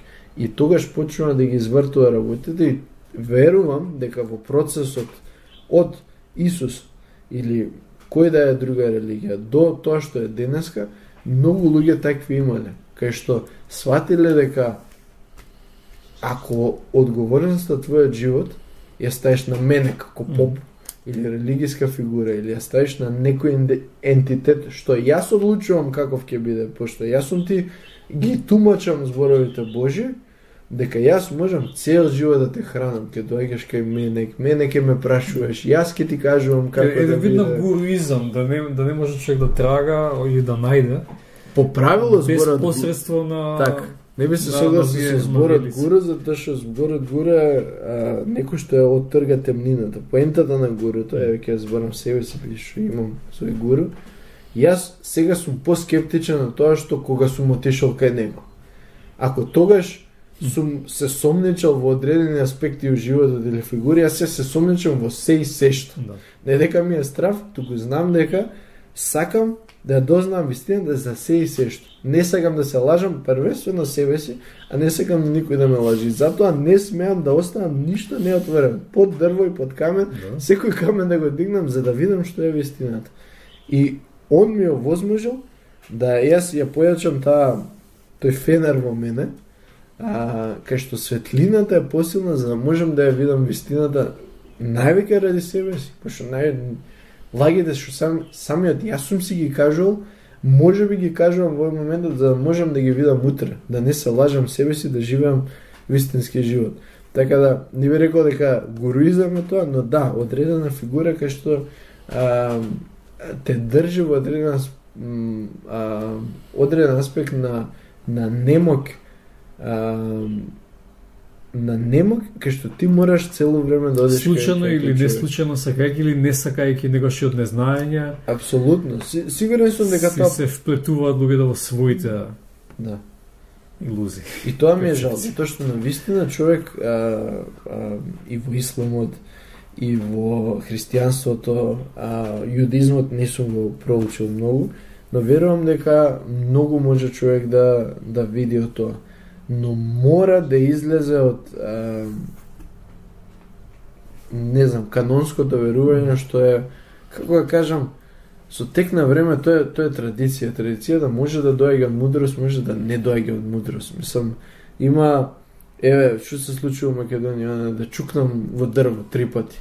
Од каде доаѓа тоа? Доаѓа затоа што порано луѓе боговите им биле во дрвата. Значи самите словени сме биле натуралисти.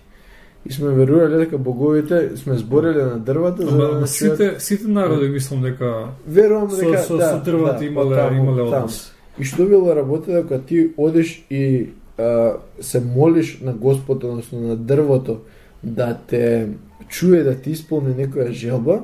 Исто дека се верува дека околу нив биле лошите духови. И ти која кажуваш твојата желба или намера, ти чукаш 3 пати за да не слушнат они. Ама да слушне дрво. И сега тоа го имаме до ден денеска. Чукаме во дрво, чукаме на маса, чукаме некојаш на зезанци, ке чукнеш на некој на главата мека дрво. Но ни останало како традиција. И во аспект на христијанството исто така и на другите религии постојат работи кои останале. Луѓе денеска не сега чекаме од каде доаѓа. Од каде доаѓа, зошто ги правиме работите што ги правиме? Може ќе откриеме многу подлабока вистина зошто ги правиме работите што ги правиме, а може ќе откриеме дека успат се случило тоа, се создало како верување или како адет и останало понатаму за нас да го правиме и ние само слепо го правиме. Не верувам дека човек треба да е верник во смисла дека треба да верува. Верувам дека човек треба дека човек треба да трага. И ја не верувам во ништо. Не дека сум против религија или било што, туку сакам да знам. Во моментот кога кажам верувам, јас ја губам можноста да знам. Кога нешто е валидно или кога има улога што води до подобар свет. Така, јас верувам дека луѓето може да бидат подобри. Верувам дека Македонија ќе биде подобра земја, ама тоа се работи кои во моментот јас не можам да ги знам, јас некој начин се надевам дека тие ќе бидат и од внатре. Каде можат слушателите и гледачите на видео, кај може да ги видат твоите видеа? Да, имам YouTube канал со име Фенар на патот. Исто така Instagram и TikTok и Reddit со истото име, но највеќе би сакал луѓето да бидат на YouTube, затоа што таму име се целосните видеа. Ќе продолжам да ги правам, ќе продолжам да бидам тој Фенар на патот, затоа што верувам дека би било добро за другите луѓе. Има што да споделиш. Фала ти. Фала ти, Мартин. Прекрасен разговор. Забавно беше. Забавно. Поучно. Добро, се гледам пак. Се гледам. Да. Има уште, мислам, пази. Имаме само онака 2 сати, ја мислам дека можеме комодно да тераме уште 2 сати. Така. Да, се случува тоа. Ќе продолжиме и во следен народ. Се гледам. Се гледам.